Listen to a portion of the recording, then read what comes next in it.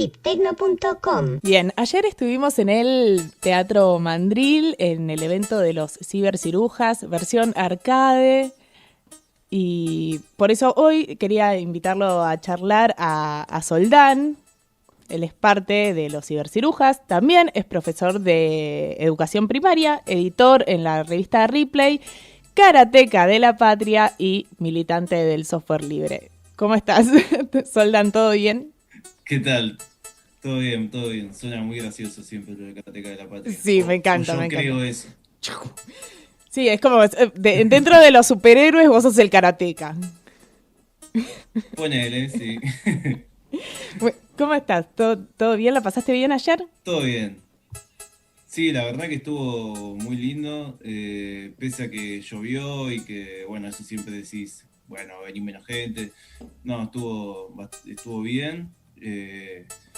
Fue la vuelta de los arcades al circuito de esto, ¿no? De la noche, de los eventos, básicamente, ¿no? Porque no estaban los arcades dando vueltas hace más de un año, desde que empezó la pandemia, básicamente. Total. Todos arcades nacionales, tipo Nave, los de GT Games, son todos creadores de acá que pueden visitar sus páginas porque los juegos, más allá del arcade, se pueden jugar muchos de ellos en sus páginas web. Che, Soldán, igual contanos un poco de qué se trata los cibercirujas, cómo comenzó el proyecto. Bueno, justamente todo tiene que ver un poco con esto, con los juegos nacionales, con los arcades, porque se da una conjunción de gentes que estábamos haciendo cosas, de manijas, la gente de los videojuegos, yo por revista Replay. Y bueno, en algún momento del 2019, si no me equivoco, dijimos, che, bueno, tenemos arcades con juegos, ¿por qué no usamos también compus viejas para poner juegos de la época? Compu de los 80, 486, Pentium 1, lo que tengamos, así de chatarra, por así decirlo, y armamos algo en torno a eso. Ahí surge un poco la idea de Cibercirujas Club. Pero bueno, eso medio que quedó ahí, que no hicimos muchas más movidas así. Y después en la pandemia, cuando sucedió la pandemia, ahí esa idea resucitó, pero mutada también en otra cosa, por un tema que tenía que ver con cuestiones mías laborales. Yo soy docente de educación primaria y tengo amigos en el mundo del software libre que también son docentes en otros ámbitos de la educación, Nicolás Wolovic, que está en Córdoba, él es cordobés, y veíamos esta cuestión de la brecha digital, ¿no? Entre, che, bueno, de golpe tenemos un montón de alumnos, conocidos, conocidas, gente cercana que decís, che, no tiene compu, se le rompió, no le anda, o la tiene ahí, hagamos algo porque ahora es como este momento más clave. Sí. Y empezamos a activar un poco eso, y Nicolás en Twitter, sobre todo usando todos mucho, tanto yo como Nico usamos mucho Twitter, y activamos un poco ahí la movida. Y ahí se empezó a acercar más gente, nos acercaban compus, y bueno, en torno a eso se formando un grupo de gente que, nada, fue creciendo, y ahora somos un montón de personas haciendo cosas relacionadas a la reutilización de hardware o la recirculación de hardware, plantear estos conceptos de la apropiación de la tecnología, ¿no? Que uno pueda hacerse dueño de esos dispositivos que usa, que lo usa todo el tiempo y que están muy metidos en la vida de uno, ¿no? Sí, totalmente. Y me interesa esto de recuperar computadoras viejas, la Pentium 1 que todos tuvimos, no todos, la verdad es un horror decir todos porque no todos tuvimos una computadora en nuestra casa, Claro. pero muchas personas sí. ¿Y por qué qué podemos hacer hoy con una Pentium 1, ¿no? Porque todo el tiempo nos están vendiendo teléfonos nuevos, computadoras nuevas, que tiene que tener 8 GB de RAM, que un disco sólido y Sí, bla, bla, bla. Porque también todo internet se volvió como recontra demandante y pesado. Pero bueno, ¿qué podemos hacer todavía con una Pentium 1? Bueno, vos ahí tiraste Sí. un montón más de puntas como para después seguir pensando, ¿no? Porque hablas de internet, hablas de qué puede hacer con una compu. Con un Pentium 1, si uno lo piensa en los usos cotidianos de la tecnología hoy, no lo podés usar para tus tareas cotidianas. Para hacer esto, por ejemplo, no lo podemos usar. Pero eso no significa que no se pueda usar, porque el hardware sigue vivo. Para mí Para mí son como seres vivos a base de silicio en vez de nosotros que somos a carbono. Me gusta esa idea. Entonces están ahí y se pueden usar. Y se pueden usar estos equipos viejos. Para mí lo ideal es para instalarlo como consola de videojuegos. O sea, hay miles y miles y miles de juegos de DOS, muchos muy buenos que son clásicos de toda la vida.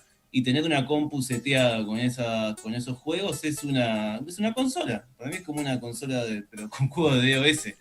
Eso es como lo más fácil. Y después hay todo tipo de proyectos nerds que uno quiera encarar en torno a, bueno, a ver qué tanto puedo hacer con esto. Ya hay una cosa más hardcore, digamos, ¿no? Como más de meter mano en el fierro. Pero cosas básicas, una consola de juegos desde ya. Ah, full. Y después hay mucho laburo artístico, ¿no? Alrededor de esas tecnologías mal llamadas obsoletas, que mucha gente como las agarra para crear cosas nuevas, artísticas.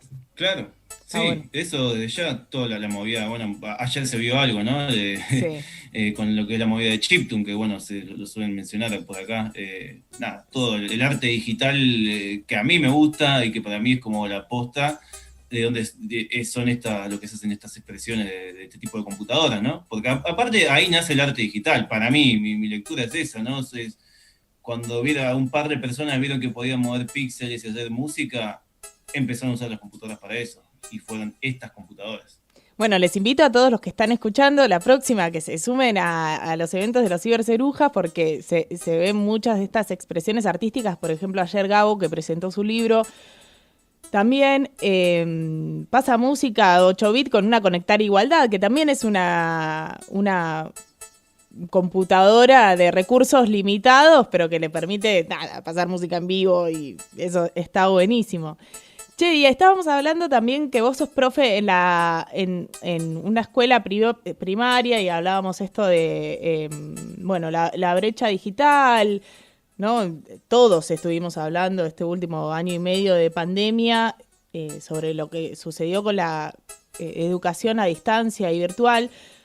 ¿Estábamos preparados para eso? ¿Qué pasó ahí? ¿Podríamos haber hecho algo mejor antes? No, sí, obvio, siempre se pudo haber hecho algo mejor. Hay un tema que tiene que ver con, bueno, por supuesto, la continuidad de los planes como el Plan Sarmiento o Conectar Igualdad, que se fueron cortando. Primero fue Conectar Igualdad, que se cortó creo que en el 2016, no estoy seguro de la fecha. El Sarmiento Sí. también. El Plan Sarmiento es para los de Cava, para la Ciudad de Buenos Aires, repartiendo en primaria, porque Conectar Igualdad era en secundaria. Sí.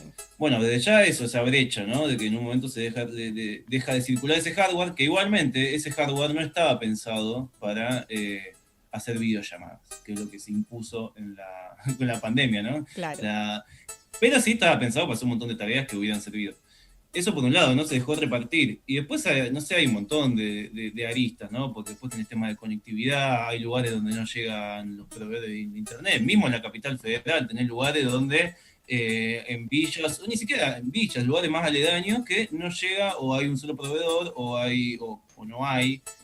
Mismo pasa en provincia de Buenos Aires y en todo el país. Eso es muy difícil, no es muy difícil, tiene que haber políticas de Estado que traten de conectar esos lugares. Un poco ARSAT estaba haciendo eso, ¿no? Ofrecía internet digital con televisión también. Pero sí, son como muchos temas políticos, porque pensá que aparte Argentina es un país muy grande, sí. Y si vos tenés que darle conectividad a todos y hacer que llegue la conectividad, la computadora, todo, y más, bueno, problemas obvios que tiene nuestro país siempre. Y entre tú. Pero se podría haber hecho, sí. Con lo que había ya, se podría haber hecho algo mejor, porque por ejemplo había un montón de compus bloqueadas de Conectar Igualdad y del Plan Sarmiento ¿y qué onda eso? Cada uno lo fue resolviendo como podía. Eso, la decisión de bloquear el hardware de las Conectar Igualdad o de las compus del Plan Sarmiento, una jugada medio polémica, ¿no? Hablando de obsolencia programada. En realidad es algo que por lo menos en los planes de reparto de computadoras a nivel mundial o los casos que hay en Latinoamérica, es algo que se hace en todos esos planes de reparto de compu por un tema de Hay una cuestión ahí, porque es el Estado el que te entrega la laptop, y hay una cuestión de que, bueno, vos tenés que usarla debería ser tu dispositivo y no deberías venderlo o hacer lo que se te antoje, porque te lo dio a vos. Entonces, eso se pone un poco para el tema de la comercialización. Pero pasados unos años, o sea, pasaron ya 10 años de Conectar Igualdad, y hay compus que ya cumplieron su circuito de educativo, si querés, del pibe que pasó por la escuela. Pero siguen funcionando y si ese pibe la quiere soltar o la quiere seguir usando, queda bloqueada porque tienen un chip, esos chips se llaman TPM, y eso conecta con un servidor y hace una comprobación de que la máquina esté usándose. Y eso se apagó el servidor, el chip no tiene contra qué corroborar nada y listo, queda bloqueada. Y los tipos de plan Sarmiento me lo han dicho a mí en la escuela, no sé, esto quedó bloqueado, ya está. Y tenés, por ejemplo, muchas laptops de docentes, que no son las chiquititas, sino unas más grandes, unos i3, bloqueadas porque se le terminó el ciclo de buteos y no hay nadie que se las desbloquee. La respuesta es, no, ya está, no sirve. ¿Y qué? ¿Basura eso? O sea, es una estupidez. Aparte, un i3 es una máquina que hizo banca servir. Y esas que si la desarmás, bueno, te podés sacar un par de componentes y reutilizarlos, Sí. pero en sí no la podés desbloquear, o sea, nadie las puede desbloquear. Todavía no sabemos cómo. Esa es la respuesta. Por eso yo, bueno, me conseguí una, digamos, y la vamos a desarmar para Ahí estás ver viendo. qué. Claro, porque ahí en esos casos hay que encontrar ese chip y ver de qué manera alterarlo, básicamente. Ok. Y bueno, recién hablamos del lado de los alumnos y los problemas y los desafíos de tener conexión o incluso un dispositivo para las clases. Y en términos de los docentes y las capacitaciones como para poder hacer ese trabajo de educar virtualmente, que ¿estaban preparados? ¿Estaban un poco librados al azar de las circunstancias? Como siempre, los docentes nos dejan librados al azar de las circunstancias, pero no tan al azar porque después toman decisiones que no tienen nada que ver para ver cómo arreglar eso. Pero sí, nadie estaba preparado. Mira, yo me recibí hace poco, hace 4 años, y para contarlo en relación a la preparación en en tecnología, digamos, en TIC, en las TIC. A mí cuando hice la carrera, ahí en la materia de informática o tecnología, no me acuerdo cómo se llama, lo que me querían enseñar era lo mismo que me enseñaron en los 90, el Word, algunas boludeces más. Y yo digo, esto no puede ser. Y además no había ni computadoras en el profesorado. Sí. Y éramos un par y había que esperar y había que hacer 2 turnos porque no había computadoras. O sea, estamos hablando de un profesorado que lo hice en la ciudad de Buenos Aires, en Mariano Costa, que es un profesorado que tiene más de 140 años, que no tengan una sala de informática, de computaciones, ya un montón. Sí. Entonces, partiendo de ahí, ya te imaginás el nivel de preparación que hay o de conocimiento que se puede brindar desde el lado de la preparación docente, ¿no? Poner la culpa del docente. No, total. De todas formas, el docente igual tiene que de alguna manera capacitarse. Y eso es lo que pasó el año pasado, se fue aprendiendo los ponchazos. Yo no sé, nadie había imaginado un escenario de educación virtual. Pero el problema mayor en realidad es que muchos no tenían compu, la compu no era adecuada para hacer videollamadas, porque veníamos, o sea, como que el tema videollamada levantó la vara en cuanto a los recursos para realizar esa tarea. Y eso pasaba que había muchos que no tienen. De hecho, yo todavía tengo compañeras que no tienen una laptop y terminan haciendo las videollamadas en celular o alguna tablet que hay ahí en la escuela dando vueltas. Y en cuanto a los pibes, lo mismo, falta de dispositivos en muchos casos, y en otros casos, lo llamativo que a mí me parece muy de la época, es que, por ejemplo, usando estas plataformas educativas, Edmodo, Google Classroom, hay como varias, ellos la usaban desde el teléfono, yo lo usaba desde la Recording in compu. progress. Perdón, puse a No grabar. entendían, Me había olvidado de poner a grabar. se nos escapó. Sí, se me escapó, perdón. Entonces, no sabían cómo usar una plataforma. Cuando tuvieron que usar la compu para alguna tarea, cosa u otra, después no sabían cómo usarlo, porque estaban acostumbrados a las interfaces táctiles y era muy loco eso, como que estaban muy permeados por ese tipo de interfaces, porque no usan tantos computadoras. no es que no las usan, prefieren los dispositivos móviles. Sí, en los últimos 10 años muchas personas como cambiaron, bueno, nada, me voy a comprar un equipo nuevo, me compro un teléfono que haga todo en Sí. vez de una compu, una netbook que en un momento fueron re populares y ahora dejaron de serlo un poco, mismo, no sé, las tablets. Pero bueno, ay, espérate, te quería preguntar más sobre esto. ¿Qué onda las conectar igualdad? Ahora por ahí no sabes, pero ¿qué onda las conectar igualdad del software libre? Me acuerdo que en un momento había un debate sobre qué software se Todo el tiempo utilizaba. hay Está todo el debate tiempo el debate, ¿no? sobre el software libre. Sí. Sí. Bueno, no sé en qué estamos Ahora, ahora, parte de no, no, esa sí. discusión. Muy bien, sí, porque hubo varios momentos en ese plan, incluso en el plan Sarmiento, en algunas netbooks del plan Sarmiento venían con Windows 7 y alguna versión, no me acuerdo si venían con Guaira Linux, que es la que se armó acá en Argentina, que Sí. es derivada de Debian. Y en Conectar Igualdad también, en un momento tenían doble buteo, ahora van a venir exclusivamente con Guaira Linux, lo cual me parece una excelente decisión.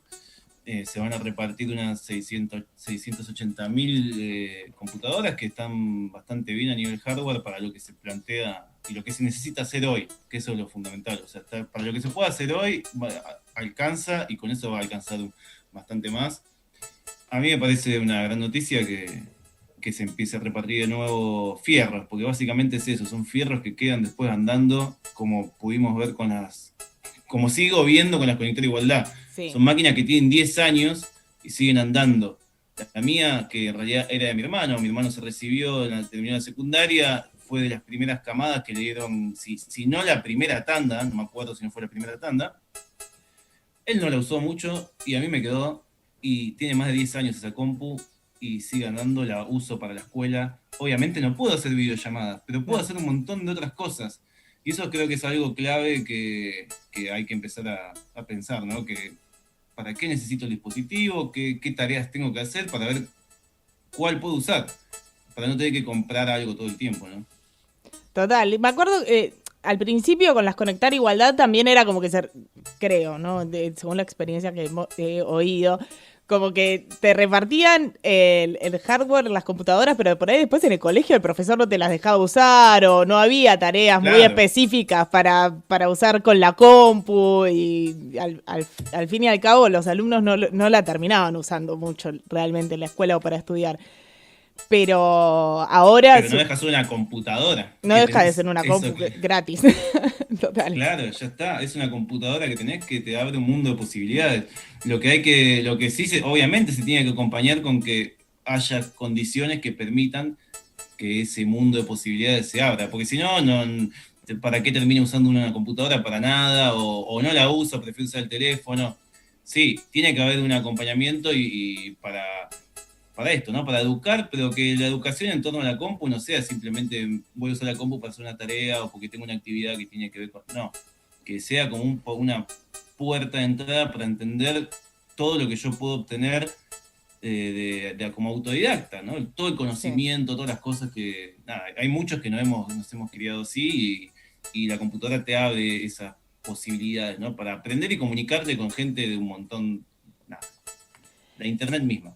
Ah, full. ¿Y cuáles son los desafíos ahora que entendés del software libre? Porque, bueno, supongo que mucha gente ha oído hablar del software libre y termina pensando que es algo como o difícil o para informáticos. De alguna forma hay como también una pared invisible entre un usuario común y la idea del software libre.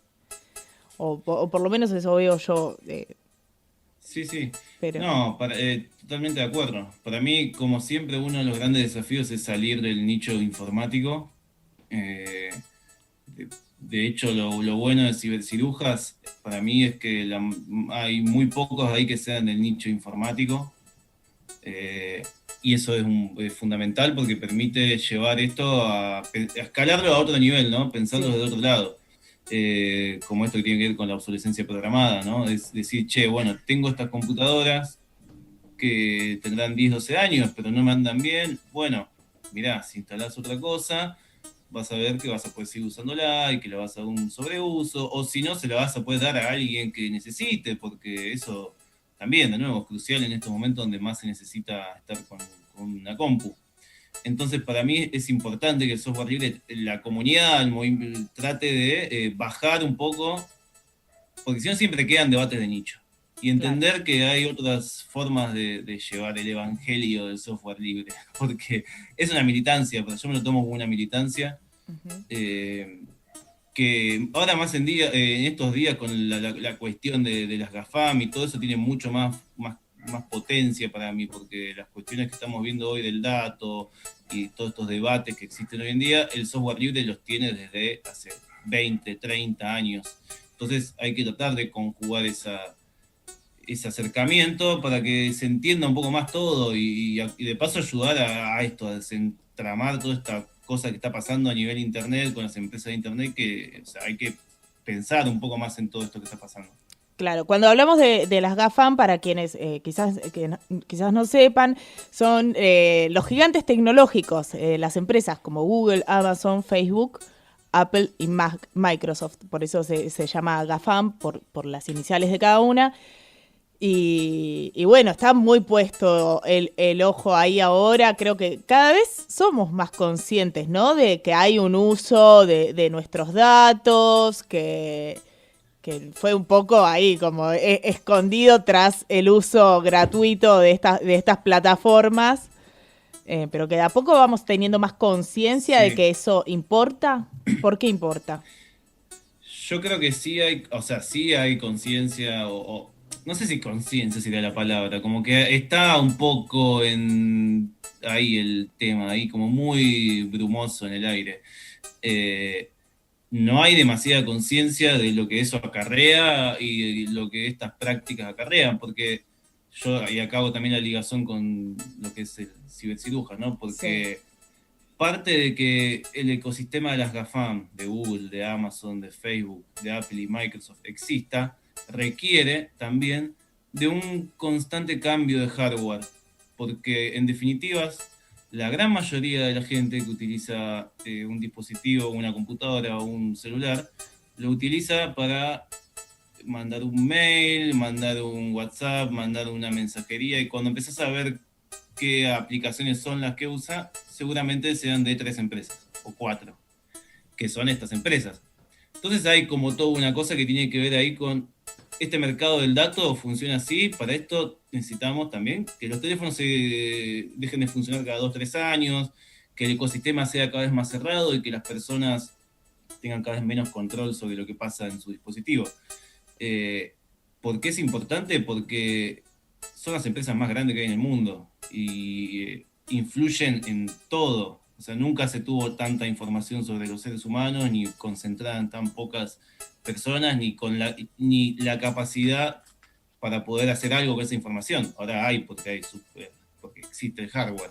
sí. Entonces, para mí es una agenda que es la agenda política próxima o que ya debería estar pensándose porque está ahí. O sea, son cosas que si uno se pone a leer, todos estos debates se están dando en todos lados Sí.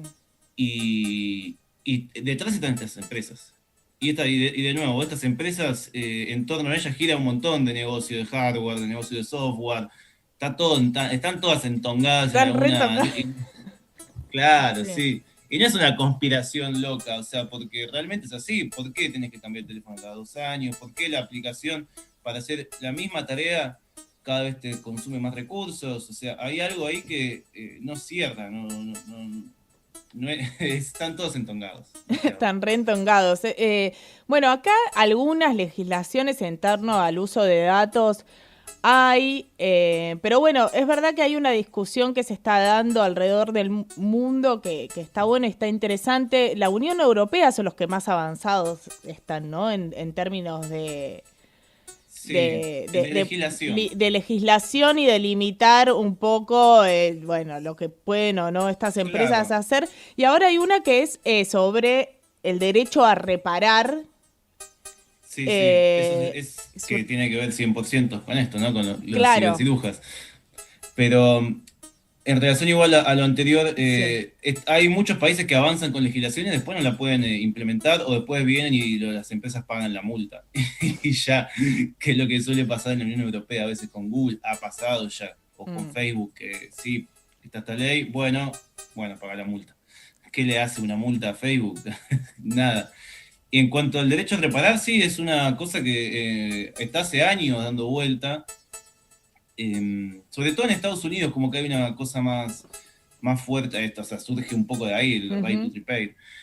Pero porque ahí es como, bueno, obviamente el sumum de la cultura de consumo y de prácticas capitalistas en torno a el producto cada vez más cerrado.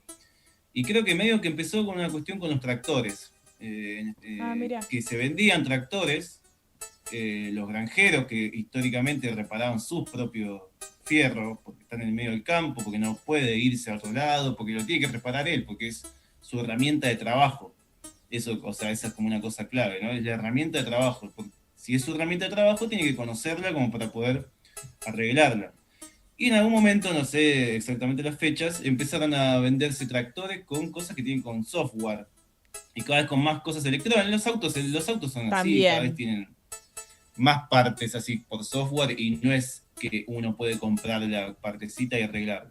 Y Mm. acá pasó esto, que los granjeros tenían que terminar yendo al servicio oficial y cosas así, y se empezó a hacer una movida en torno a eso, y después, bueno, obviamente aparecen los de siempre, los malos de siempre, como Apple, que todo lo que pueda cerrar lo va a cerrar.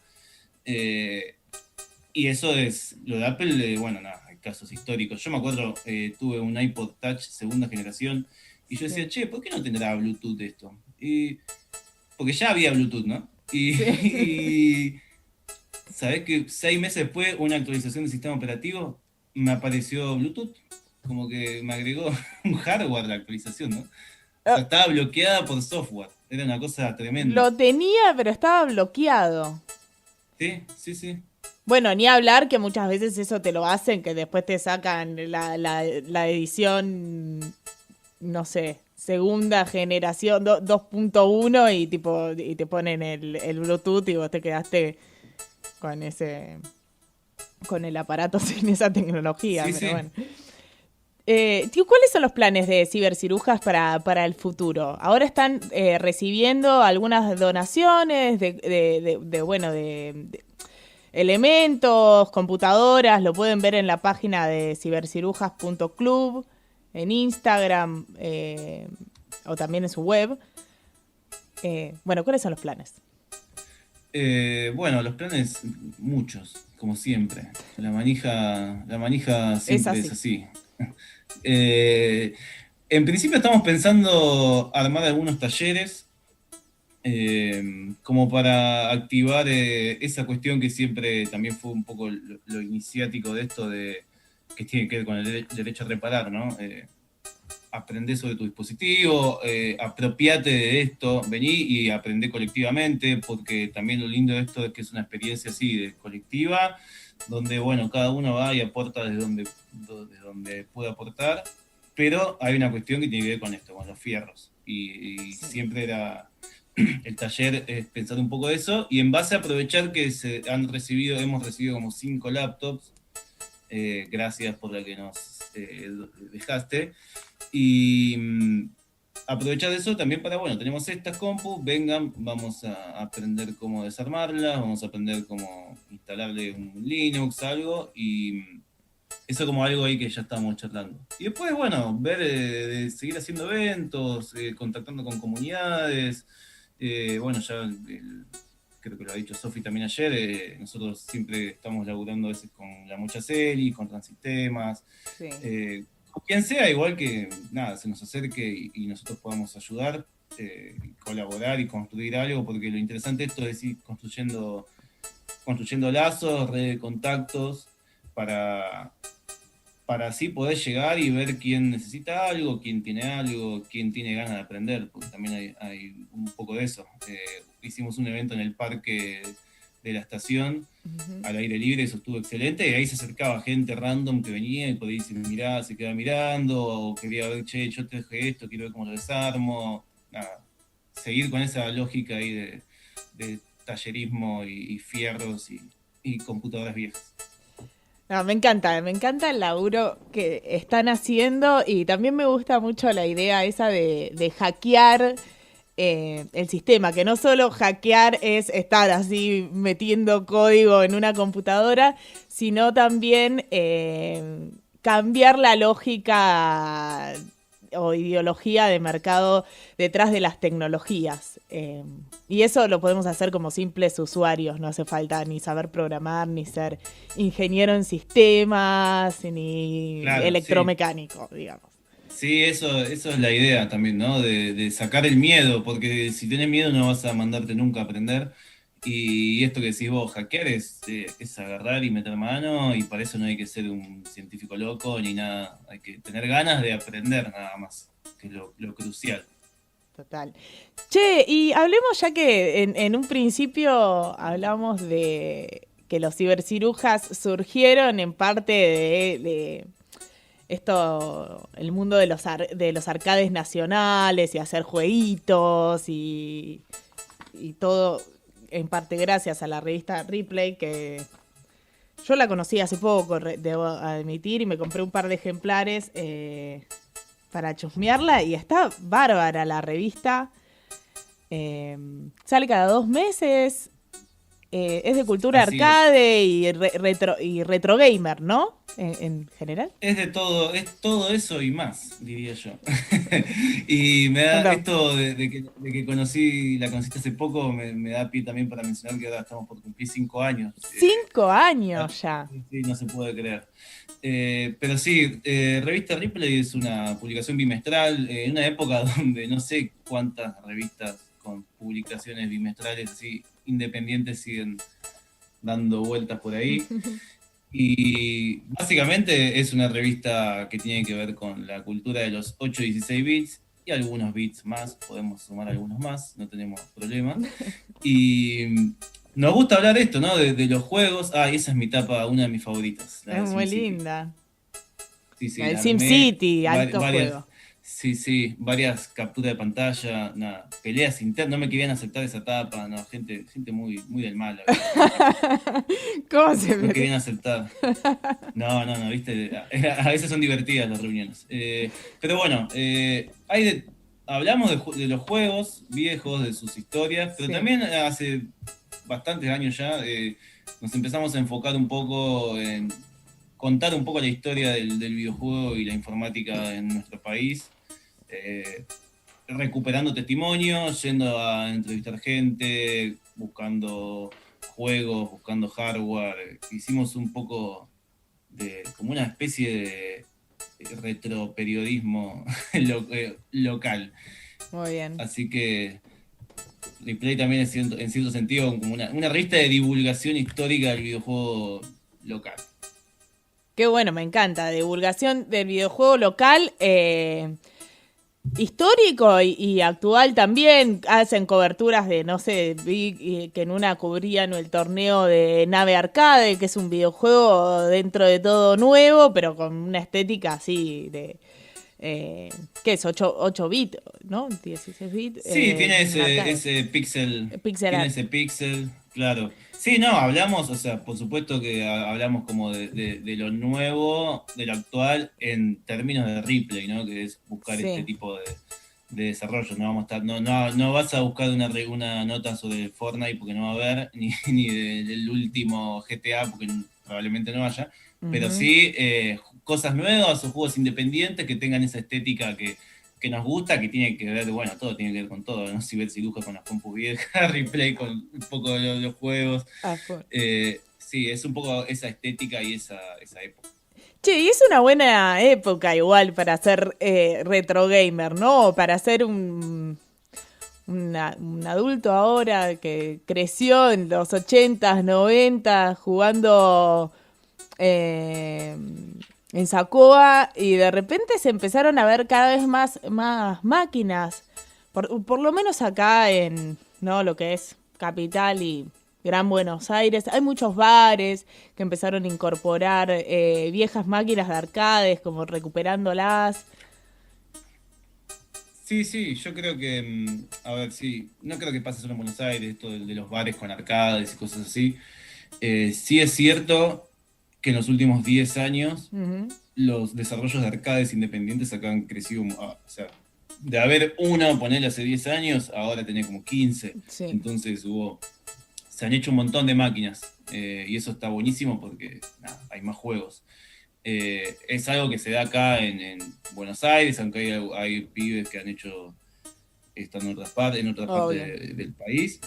Eh, pero sí está bueno como movida actual y del underground del videojuego en cierto sentido, porque, bueno, vos lo viste ayer en el evento, ayer había Sí. 4 de esas máquinas, ¿no? Pero si hubiera más espacio, hubiera más posibilidades por cuestiones protocolares, ¿no? Porque seguimos en una pandemia, tranquilamente se hace una con las 15 máquinas, ¿entendés? Porque están las máquinas, está la gente para moverlas, está las situaciones para que se puedan generar esas cosas, y hay como un circuito del arcade independiente que, bueno, se cortó, como te decía, se cortó cuando empezó la pandemia, pero veníamos Sí. de eventos tras eventos, y todo era una movida que iba creciendo, ¿no? Hubo una gira hicieron con videojuegos Exactamente. sobre ruedas. Se fueron con un micro de escolar a hacer una gira con todos los arcades. Eso muy divertido. Sí, sí, sí.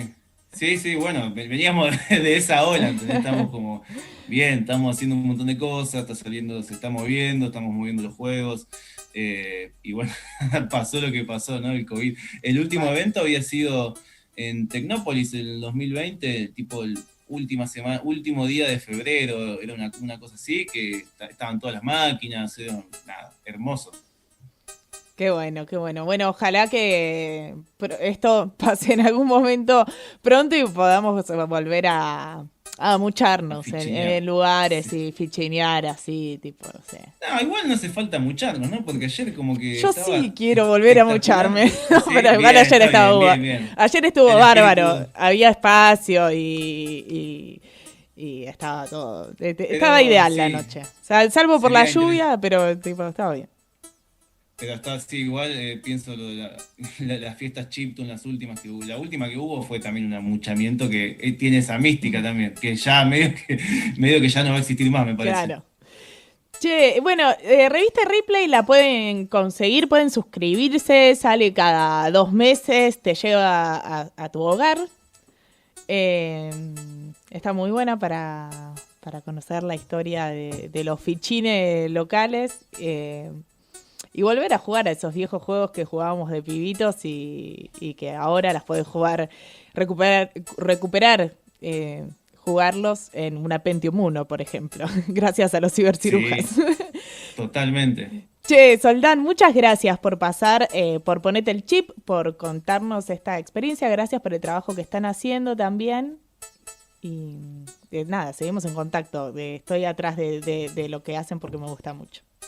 Nada, no, muchas gracias a vos por esta charla. Bueno, nos vemos la próxima. Que tengas un bello domingo.